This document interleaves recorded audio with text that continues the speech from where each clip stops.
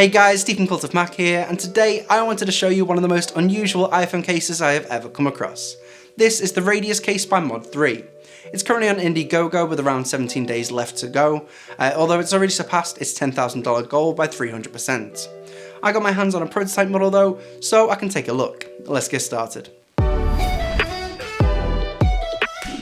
If you're after possibly the ultimate minimalist case, or even just don't like having cases on your phone but still want to protect it, then the Radius X could be the perfect candidate. In fact, it's less of a case and more of a skeleton or even an updated version of a bumper.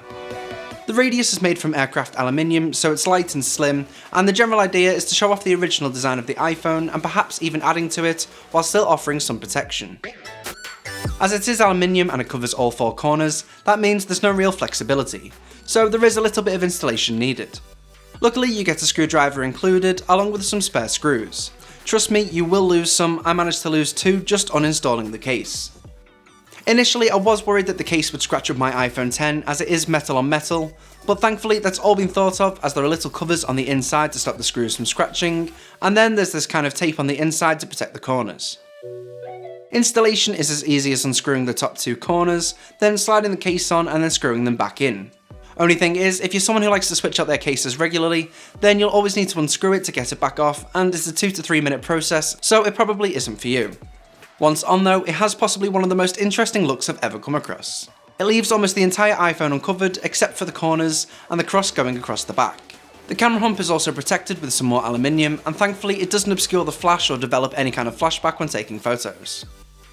In terms of protection, it does a good job covering the corners, and also gives the screen a bit of protection if you place your phone screen side down.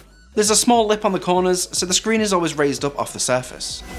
Now, drop protection is somewhere I'm not going to risk my $1,000 iPhone, but this isn't the first Radius case the company has produced, and they've posted plenty of drop test videos with the previous models, and it seems to do the job. Either way, if you're going to use this case, I'd still be extra careful. The sides, tops and bottoms are all still completely exposed. In the hand, the feeling of the Radius takes a little bit of getting used to. It doesn't feel bad by any means, and it does give you a little extra grip, but for the way I hold my iPhone, which tends to have one of the corners resting on the palm of my hand, the little notch where the screw sticks out actually does dig in a little. The case, or exoskeleton, or whatever you'd like to call it, is available in 3 different finishes, including the hand polished one I have here, along with brushed aluminium and gold plating. The 2 aluminium ones will retail for $99, but they're currently discounted to $69 if you back them on the Indiegogo campaign, whilst the gold-plated version will set you back a whopping $299, or if you buy early, $193. Overall, it's a really interesting concept, and a case that really stands out in the crowd. Personally, I'm still not sure if I like the look of the case or not. I don't know if it's a case I'd use regularly, just because the looks aren't my style.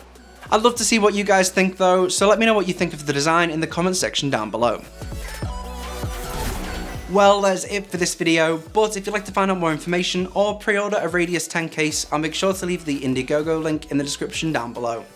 Also, if you enjoyed this video, go ahead and help me out by hitting that like button, subscribe if you haven't already, and I'll catch you in the next one.